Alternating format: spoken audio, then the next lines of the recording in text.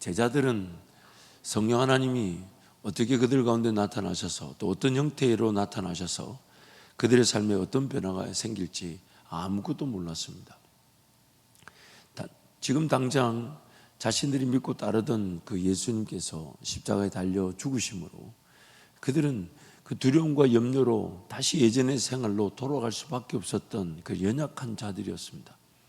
그러나 예수님께서 그들을 끝까지 불러 모아주시고 성령 하나님을 기다릴 수 있게 만들어 주셔서 그래서 성령 하나님을 기다렸더니 그들이 전혀 예측하지 못했던 일들이 일어났습니다.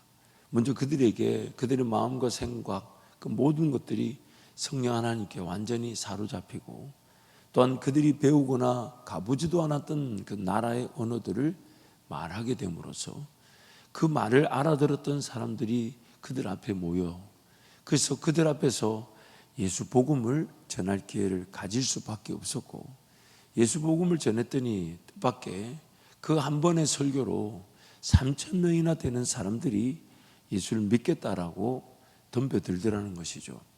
그래서 예수를 믿겠다는 이들을 3,000명이나 되다 보니까 그러나 그 3,000여 명의 그 모든 관심은 자신들이 지금 전에 듣고 찔림을 받은 형제들아 그럼 우리가 어찌할꼬.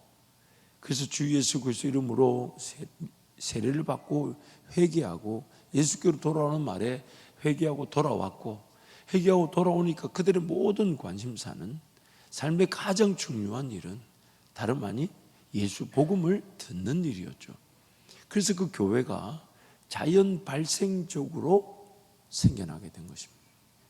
그 교회가 그런 형태를 가지고 생겨났고 그런 요구, 필요를 느끼는 그런 공동체가 어떤 우리가 목적으로 세우고 목표로 세우고 세워진 것이 아니라 성령께서 전해야 될 자들을 세우시고 들어야 될 자들이 들어지게 하시고 전하는 자나 듣는 자 모두가 앞으로 그럼 우리가 어떻게 하면 좋을까? 어떻게 하면 살아갈까? 그 교회 공동체가 온전히 성령 하나님을 의지할 수밖에 없는 공동체인 것이죠. 제자들도 그렇게 복음을 전할 줄 몰랐고 그 오순절에 그 각 흩어졌던 다른 나라에서 태어났던 유대인들이 절기를 지키기에 올라왔던 예루살렘 그 길에서 그렇게 예수님을 만날 줄 몰랐던 것입니다. 그래서 이제 교회는 이상적으로 성령 하나님께서 세우시고 난 다음에 현실적인 돌봄이 돌보아지게 된 것이죠. 그래서 오늘 우리의 교회가 그렇게 세워진 것입니다. 그리고 이제 그 교회의 모습들을 우리가 이제 살펴보게 되면서 우리가 정말 도전을 받아야 될 것은 현실적인 필요가 전부가 되어서는 안 된다는 것입니다. 돌보고 사랑하고 인내하지만 반드시 가르침이 있어야 하며 그 가르침에 갈급한 영혼들이 반드시 성령 충만을 얻게 된다는 것이죠. 그렇기 때문에 오늘 우리 교회 안에서도 이상적인 분명한 기준과 목표가 제시되어져 오늘 말씀이 그 이상적인 목표와 기준을 보겠고 그 이상적인 목표와 기준을 오늘 우리 힘과 능력으로 그 기준과 목표가 감당되지 않는다는 것입니다. 우리도 성령 충만하지 않고서는 그 이상적인 교회를 볼 수가 없다는 것이죠. 한편으로는 우리의 연약함, 부족함 또한 죄인됨이 있어 과연 우리 같은 자들이 될까라는 우리의 그런 이 분명한 자질과 자격을 따질 수 없는 연약함이 있지만 감사한 것은 그 성령 충만을 받은 제자들도 그 연약하고 부족함이 그대로 있었지만 기도하는 중에 성령이 충만하니까 그들이 자연 발생적으로 교회를 섬기게 되더라는 것이죠. 그러기에 먼저 하나님 앞에 자기의 어떤 부족함과 연약함에도 불구하고 기도할 줄 안다면 그 기도는 반드시 성령 충만의 기회가 되어 하나님의 놀라운 그 일하심을 보게 되는 것입니다.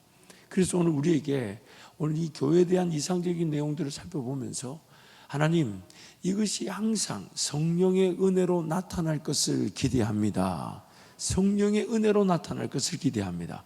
그리고 이제는 그들은 모르고 이런 교회가 생겨났다면 이제 우리에게는 이것이 기록으로 전해진 것은 이것을 깨닫고 이것을 목표로 두고 그 은혜를 주실 성령 하나님과 동행하라는 것이죠.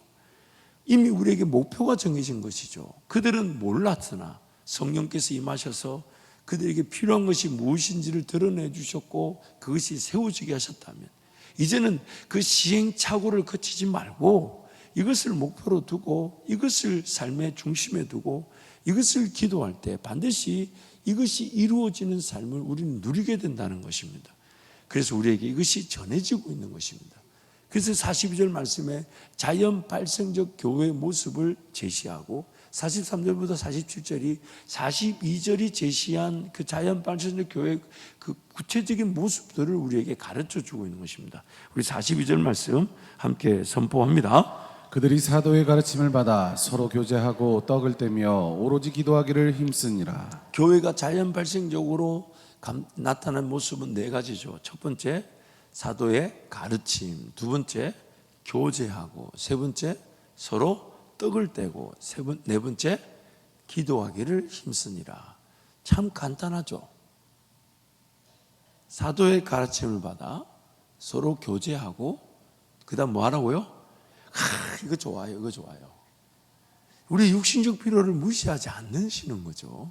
그러나 사람이 떡으로만 살 것이 아니라 하나님의 말씀으로 살지만 하나님이 떡으로 사라져야 될 육신의 필요도 무시하지 않으신다는 것이죠. 그리고 기도하기를 힘쓴다면 우리도 충분히 이상적인 교회를 언제든지 지향할 수 있고 언제든지 함께 할 수 있다는 것이잖아요. 그러니 이 성령 충만이라는 것은 오늘 내가 하나님 앞에 할 수 있는 것이 분명히 근거가 돼서 하나님의 일하심이 나타난 건 아닙니다. 내가 이렇게 기도했으니, 이렇게 예배했으니 성령 하나님 나에게 역사하십시오라고 근거로 제시될 수는 없어요. 그렇지만 하나님이 어떻게 역사하실지 모르기 때문에 전적으로 예배 자리, 기도 자리에서 인내하는 것이죠. 인과응보적, 즉 내가 이렇게 했으니 이런 결과가 나타나겠지라고 해석할 수는 없어요. 그러면 실망하게 돼요. 내가 이렇게 기도했고 작정해서 막 하나님 앞에 드리고 헌신하고 충성했는데 왜 이런 일이 이렇게 결과가 안 나타나? 실망하게 되잖아요. 그렇죠?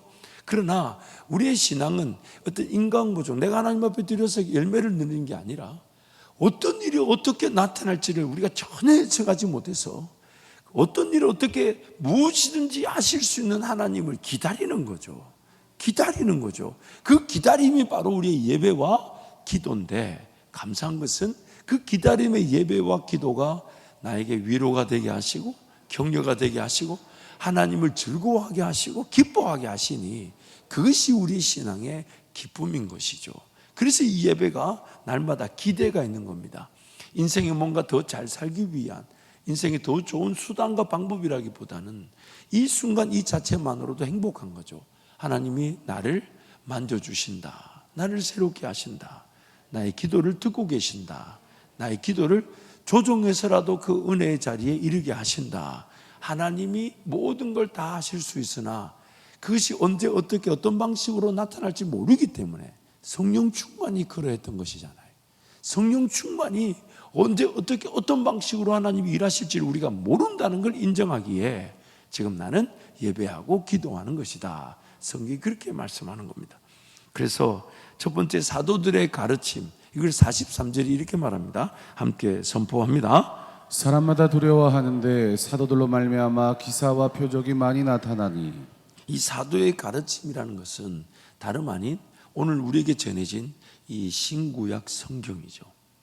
사도의 가르침은 더 이상 추가되거나 감화해질 수가 없습니다. 이미 우리에게 성령께서 사도들의 가르침을 확정해서 우리에게 성경을 주신 것이죠. 그리고 오늘 이 시기에도 우리는 이 사도의 가르침, 즉 성경의 가르침을 받는 것입니다. 그리고 그 가르침은 단순히 이론이나 말로 끝나지 않고 분명한 능력과 권세가 있다는 것입니다. 교회가 사랑의 공동체가 되어야 되는 것은 성령 하나님이 언제 어떻게 그 사람, 그 교회에 역사하실지 모르기에 예수님께서 제자들을 끝까지 찾아가서 격려하고 먹이시고 그렇게 불러 모으셨던 그 사랑이 아니었다면 그들은 성령 충만을 받지 못했을 것입니다. 그래서 오늘 우리가 예수님의 사랑을 전함으로써 우리 교회 공동체는 사랑으로 먼저 품어주는 공동체죠. 그러나 그 사랑으로 품어주는 공동체의 목적이 뭐냐면 각 사람에게 혹은 교회 전체에게 성령 하나님이 언제 어떻게 임하셔서 역사하실지를 모르기 때문에 사랑으로 기다리는 것이죠. 품어주고 인내하고. 그러나 때가 되면 하나님께서 그 영혼에게, 그 교회에 성령의 충만함을 주셔서 그도 하나님을 만나는 기회가 되게 하신다는 것입니다.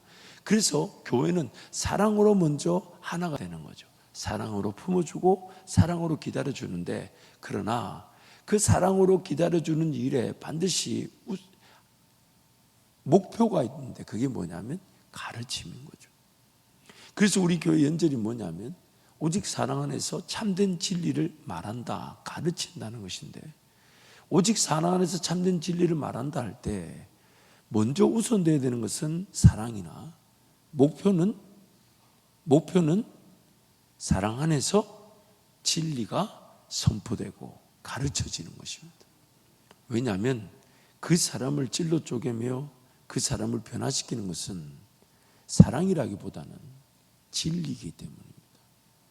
그 사람이 진리를 대할 수 있도록 사랑하는 것이지, 사랑 그 자체가 품어주기만 해서는 사람이 성장하지 않습니다. 품어주는 게 반드시 전제되어야 되나, 그 사람에게 진리의 말씀이 가르쳐져야 반드시 그 사람은 변화되어지는 것이죠. 왜냐하면 우리를 변화시킬 수 있는 것은 예수님의 말씀, 진리밖에 없기 때문입니다. 그래서 여러분, 목장 모임이나 어떤 우리 교회 내 소그룹 모임을 할 때 반드시 사랑의 관계를 지향하고 그것을 미리 준비할 수 있어요.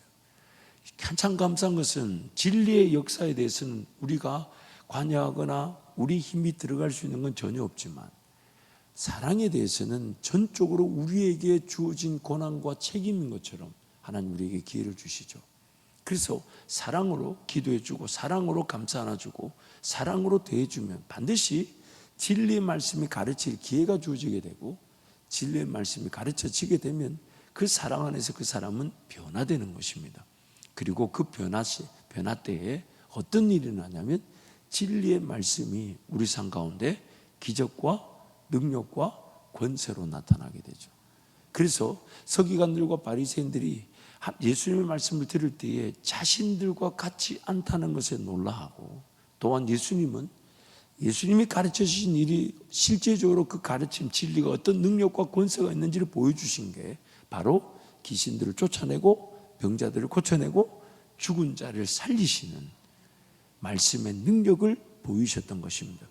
그러기에 우리 교회가 항상 먼저 우리가 가져야 될 자세는 사랑의 공동체나, 그러나 그 사랑의 공동체가 연결되고 결합되어 하나가 되면 반드시 하나님은 이 강단에서 또한 각 세우신 권위, 목자들이나 교사들을 통해서 진리의 말씀이 전파되게 하실 것이고, 진리의 말씀이 전파될 때 그 영혼이 회복되고 살아나게 되며, 그 영혼이 회복되고 살아나게 되면 하나님께서 세우신 자들을 통한 진리의 말씀이 더 분명한 능력의 말씀으로 전파되게 하셔서 우리 가운데 말씀의 능력을 통한 기적과 능력이 나타나게 되고, 기적과 능력은 더 깊은 사랑과 더 진리의 말씀의 자리로 우리를 이끌어가는 진리의 순환 구조가 일어나게 되는 거죠. 역사의 순환 구조가 일어나게 되는 거예요. 그러기에 오늘 함께 모이자 할 때 항상 모이고자 해야 되며, 왜요? 그 모이고자 하는 일에 저와 여러분은 사랑의 마음으로 헌신할 수 있으나, 함께 모였을 때 하나님께서 모인 성도들의 헌신과 충성을 보시고 더 귀한 진리의 말씀이 선포되어지게 하시고 능력이 나타나게 하시고, 그것으로 저와 여러분이 변화를 받아 또 사랑해야 될 자를 더 사랑하고 가르쳐야 될 자를 가르치게 될 때 이 진리와 사랑의 순환 구조가 교회로 하여금 더 영적인 성장과 더 깊은 맛을 보게 하는 것입니다. 이게 오늘 우리 인생의 유일한 즐거움입니다. 영원한 즐거움이기 때문에 그렇습니다. 사랑 안에서 더 깊은 진리의 자리로 함께 나아가는 거죠. 그래서 사도의 가르침을 받았다는 것은 다름 아닌 기사와 표적과 능력이 나타날 수밖에 없는 진리가 선포되는 것이죠. 단순히 위로받고 격려받는 그 수준이 아니에요. 우리 삶에 초월적인 하나님의 그 임재가 함께하며 우리의 그런 이성과 이 변론과 말을 완전히 초월하여 넘어서는 진리의 말씀이 우리를 거듭나게 했으며 진리의 말씀이 우리를 성장하게 하며 우리로 하여금 그 진리의 말씀과 연합되어지게 하는 것입니다. 엄청난 특권이죠. 여기 우리 눈이 떠지게 될 때 우리 인생이 세상살이에 일희일비하지 않을 것입니다. 영원한 기준에 내 영원한 영혼이 맞춰져야 그때 우리의 삶은 진정한 자유를 맛보게 됩니다. 진리를 알지니 진리가 너희를 자유롭게 하리라. 그래서 하나님의 말씀의 자유로 항상 달려가야 돼. 그 말씀이 내 삶을 자유롭게 할 유일한 능력이기 때문이죠. 그래서 사도의 가르침이 그 찔러 쪼김을 받게 해서 그 가르침을 더 모여 듣고자 하는 이들이 공동체를 이루게 된 게 교회가 된 거죠. 그리고 그렇게 공동체를 이루게 되니 자연 발생적으로 돌봐야 되잖아요. 그래서 서로 교제했다. 그래서 교제에 대한 말씀이 44절 45절에 나오죠. 우리 함께 선포합니다. 믿는 사람이 다 함께 있어 모든 물건을 서로 통용하고 또 재산과 소유를 팔아 각 사람의 필요를 따라 나눠주며 모든 물건을 서로 통용했다. 재산 다 팔아줬다. 여기서 한 가지 재밌는 사실이 있는데 주석을 내용을 소개하면 여기서 주목을 끄는 것은 44절의 동사 통용하다와 45절의 동사 팔다 나누어주다 등이 모두 미완료 시제로 나온다는 것이다. 이는 성도들이 모두 각자의 전 재산을 팔아 공동 분배했다는 것이 아니라 교회 내에 궁핍한 성도가 생겼을 때 이를 해결하기 위해 여유가 있는 성도들이 자기 재산을 팔아 이러한 필요를 해결했음을 보여준다. 이것은 공산주의와 다른 것이죠. 공산주의는 모두가 공동의 재산을 가지고 함께 분배하기 때문에 어떤 일이 일어났는지는 우리 이미 잘 알고 있죠. 다 하향평준화, 즉 다 못 살게 되어버렸죠. 각자의 개인의 어떤 주어진 그 달란트에 따라, 은사에 따라 삶을 가꿀 수 있는 하나님의 지혜와 기회가 있는 것이죠. 다양한 삶, 다양한 직업, 다양한 영역에서 다양한 하나님의 문화적 사명, 지난 월요일날 목자들과 나누는데 문화적 사명에 따라 땅을 정복하고 다스려서 차지하듯이 열매를 거두는 삶은 각자에게 주어진 역할과 기능이 다릅니다. 각자의 주어진 역할과 기능에 따라서 어떤 직업의 영역에서 어떤 사업의 영역에서 하나님께서 열매를 보게 하실지 아무도 모르죠. 그래서 하나님께서는 그 물질적인 가치로 사람의 역할과 기준을 일률적으로 다 돈을 많이 벌어라 이렇게 끌고 가지 않으십니다. 그런데 너무 신기한 것이 자기 역할과 자기 기능을 이해하지 못한 사람들의 대표적인 특징이 돈 많이 벌어서 하나님 나라 섬기겠다는 쪽으로 다 달려갑니다. 물론 인생의 어느 순간에는 그런 어떤 과도기적 시간이 있을 수 있다고 저는 생각합니다. 하지만 분명한 것은 모든 사람이 공이 돈을 다 많이 버는 쪽으로 하나님께서 길을 인도하시는 건 아니라는 것이죠. 자기만의 분명 역할과 영역이 있어서 그 역할과 영역에서의 그 열매를 맺음이 하나님 나라를 세울 수 있는 그 사람만의 열매라는 거죠. 그 열매가 내 잔을 채우고 넘치게 할 때 나를 만족시킬 뿐만 아니라 그 열매가 필요한 이들에게 그것이 흘러가게 되는 것이죠. 그러니 모든 재산을 다 팔아버리게 된다면 그 사람만의 기능과 역할로 인한 자율성과 그 사람만의 그 역할을 통해 열매를 맺을 기회가 상실되게 되는 겁니다. 항상 교회 안에서는 두 부류가 있게 돼요. 도움이 필요한 이와 도움을 줄 수 있는 이가 항상 존재합니다. 그래서 저는 항상 무엇을 감사하게 여기냐면 하나님께서 뭔가 필요를 느끼는 사역을 계획하고 꿈꾸게 하실 때 그 필요를 느끼는 일이 선포되는 순간 하나님은 또한 그 일을 섬길 성도들을 예비해 놓으셨다는 겁니다. 항상 있습니다. 근데 그게 예비한 성도들 만날 때마다 놀라운 거는 할만한 사람이 아니라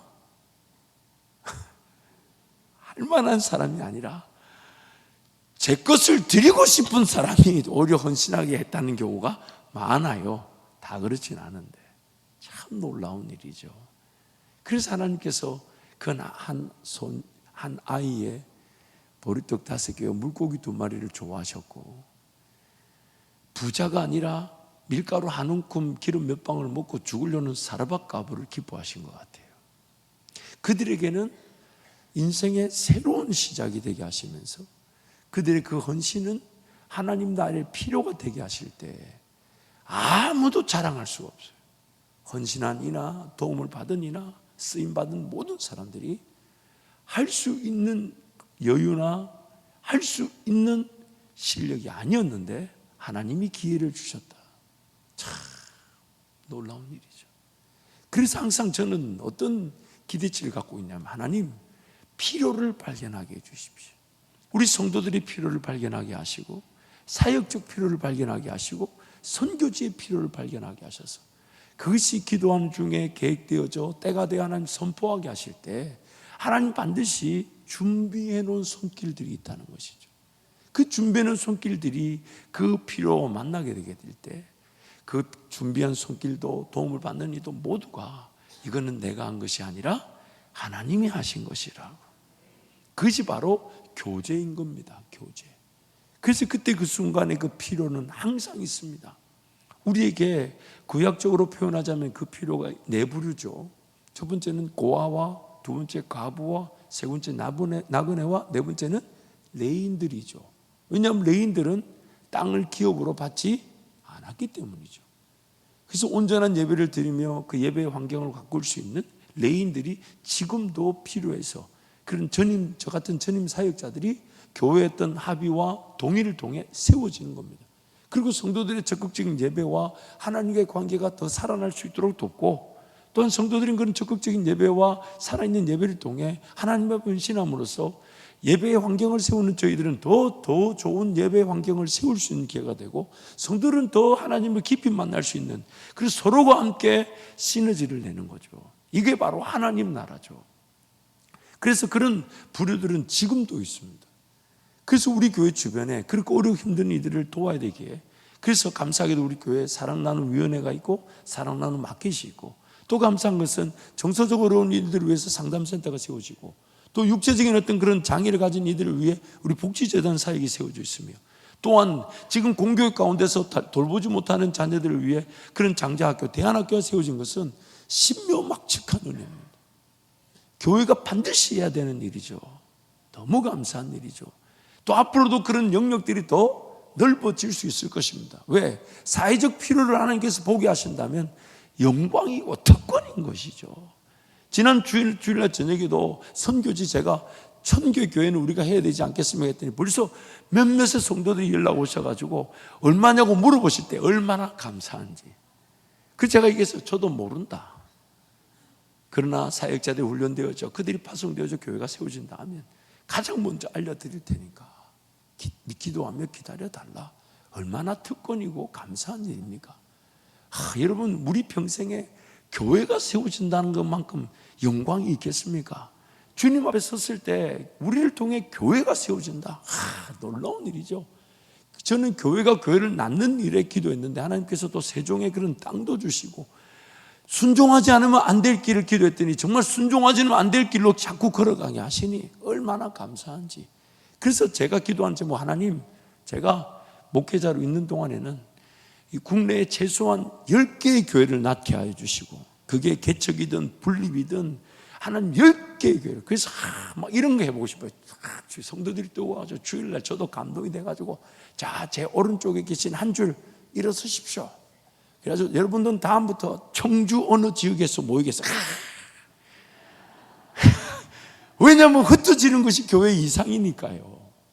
우리 교회는 흩어지기 위한 본부로 모으고, 그래서 자리를 자꾸 비워가지고 채워지면, 자, 여기 이번 일어나셔서 여러분은 다음 주부터 영동으로 갑니다. 초토화시키러 갑시다. 와,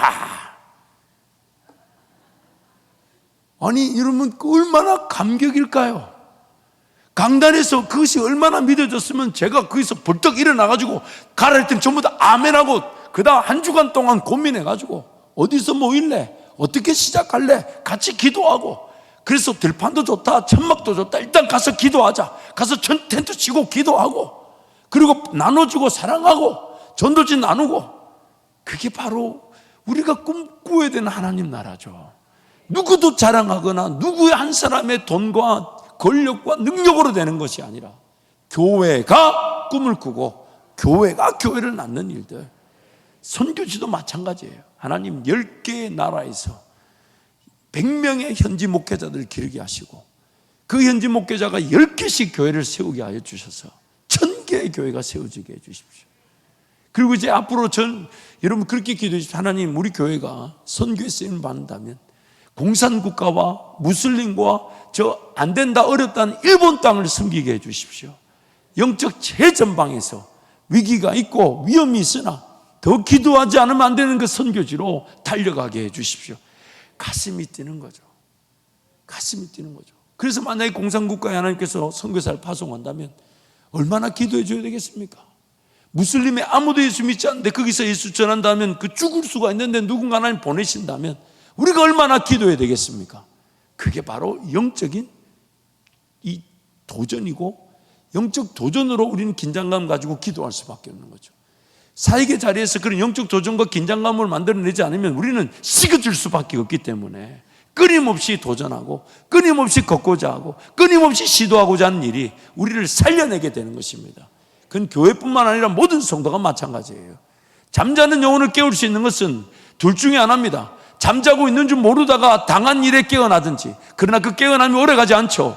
그러나 내가 언제든지 잠자고 있을 수 있다는 걸 알고 더 깨우고자 하고 더 보고자 하고 더 시도하고자 할 때 당연한 성장과 은혜의 길을 하나님께서 열어주시는 것이죠. 식어져 있을 수가 없는 것입니다.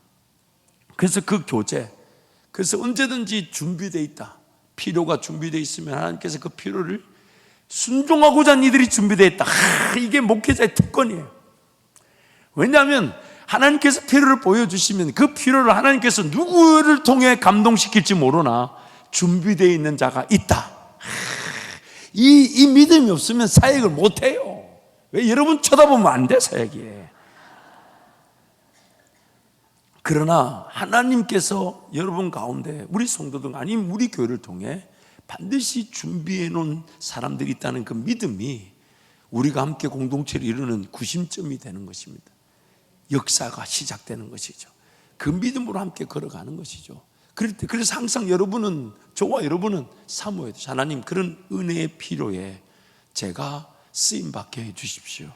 제 주머니 손바닥에는 밀가루 한 움큼 기름 몇 방울 밖에 없어도 나도 지금 이거 먹고 죽을 파인데 그 필요가 먼저 보여 내 거 먼저 그렇게 드려서 그 가정, 사르밧 가부의 가정을 책임져 주신 하나님을 보게 하여 주십시오. 이게 바로 우리의 기도 제목이 되어야 되는 겁니다.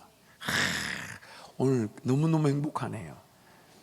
너무너무 행복하네요.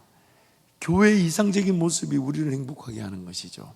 세 번째, 떡을 뗀다는 것은 46절에서 부연 설명을 하죠. 함께 선포합니다. 날마다 마음을 같이하여 성전에 모이기를 힘쓰고 집에서 떡을 떼며 기쁨과 순전한 마음으로 음식을 먹고. 성전에 모이기를 힘쓰고 집에서 떡을 뗐다. 그래서 두 가지의 식탁 그 교제를 뜻합니다. 첫 번째는 성찬을 뜻하죠. 주의 교회에서 함께 떡을 떼는 일들은 성찬, 거룩한 그 예수 그리스도의 몸과 피에 참여하는 성찬의 교제를 뜻하고, 또한 집에서 삶의 현장에서 자기 집을 공개해서 오픈해서 먹이고 함께 대화 나누고 울어주고 웃어주고 기도하는 그 떡을 떼는 교제가 일어나야 된다는 것입니다. 그래서 여러분 목장 사역이 그런 사역의 현장이 되어야 되죠. 떡을 떼면서, 물론 이렇게 어떤 서로 집을 오픈하기를 꺼려하는, 또 요즘은 이제 우리가 다가구 세대에 살다 보니까 뭔가 찬양을 목노릇 시원하게 부르고 함께 기도할 수 있는 공간이 적습니다만은, 그럼에도 불구하고 각 가정에 가서 최선을 다해 그 가정에 함께 찬양해주고 기도해주고 말씀이 선포되게 할 때 그 육적인 공간이지만 그 안에 영적인 기운들이 자리를 잡게 되는 것입니다. 그래서 가정에서 집에서 최선을 다해 떡을, 그 집에서 뭘 만나 먹을 때는 반찬이 맛있다 이런 거 아니 차라리 배달을 해와도 되잖아요. 중요한 것은 삶에 좀 더 안전한 공간에서 더욱 행복한 나눔을 하자는 것이죠. 공간의 제약을 조금 더 이겨낼 수 있는 길로 가자는 것이죠. 그래서 집에서 떡을 떼는 것이 가장 안전하죠. 그래서 여러분 그런 꿈도 한번 꿔보십시오. 하나님, 제가 목장 모임을 잘할 수 있도록 넓은 마당이 있는 좋은 집을 주십시오. 저는 그 기도에 응답하시는 경우를 많이 봤어요. 그리고 심지어 어떤 분이 이러더라고요. 하나님, 제가 게을러서 잡초가 나고 넓은 마당 관리할 능력이 안 되기 때문에 관리할 능력도 같이 주십시오. 제가 그렇게 기도한 분 봤어요. 그 나중에 하나님 집을 옮기셨는데 마당에 포장이 다 돼 있더라고요. 그 자기가 기도한 대로 됐다 그러시더라고. 집을 살았는데 딱 보고 마당 포장되어 있는 거 보고 결정했대요. 아, 여기다. 근데 여러분 그런 꿈들이 있어야 되죠. 왜? 내가 교회를 섬기고 공동체를 위하고자 하는 그 방향에서 하나님은 내 삶의 지경을 넓히실 것이기 때문에. 네 번째, 기도하기를 힘썼다. 46절 47절에서 설명합니다. 함께 선포합니다. 날마다 마음을 같이하여 성전에 모이기를 힘쓰고 집에서 떡을 떼며 기쁨과 순전한 마음으로 음식을 먹고 하나님을 찬미하며 또 온 백성에게 친송을 받으니 주께서 구원받는 사람을 날마다 더하게 하시느니라. 아멘.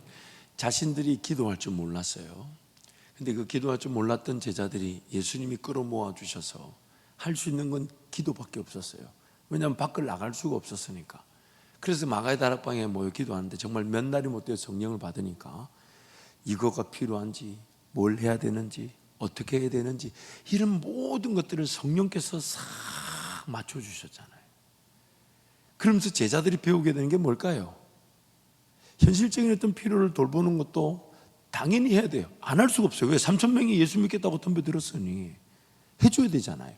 그래서 그 당연히 하다 보니까 자연스럽게 심지어 그렇게 돌보다 보니까 그 오순절 절기에 올랐던 그 디아스포라 유대인들이 돌봐지는 것으로 사람들이 저 여행객들 나그네들을 저렇게 저들이 돌보네. 그 교회가 첫 번째 했던 일이 뭐냐면 돌봄이었던 거죠. 그래서 그 돌봄을 통해 이게 인정을 받으니까 사람들이 칭송을 하는 거예요. 정말 대단하다. 근데 제자들은 자신들이 한 것이 하나도 없었어요. 그래서 그들이 할 수 있는 것은 기도밖에 없었던 거죠. 그래서 기도하기를 힘쓰니라. 이것이 바로 교회 공동체인 것입니다. 사랑하는 성도 여러분, 오늘 우리가 이 교회를 함께 모였다는 것은 엄청난 영적 가능성의 기회로 모인 것입니다. 근데 그 영적 가능성이 얼마나 무궁무진한지를 우리는 가늠할 수가 없어요. 감히 가늠할 수가 없어요. 믿음의 영역이라 한계가 없고 성령께서 어떻게 역사하실지를 몰라요. 근데 너무 놀라운 것은 누가 한 사람이 잘했다 못했다로 결정되지 않으나 누구도 예측하지 못하는 일인데 성령께서 일하시니까 누구도 자랑할 수 없으나 엄청난 역사를 보게 됐을 때 우리도 기도하면 되는구나, 그 믿음으로 교회가 세워지게 될 줄 믿습니다.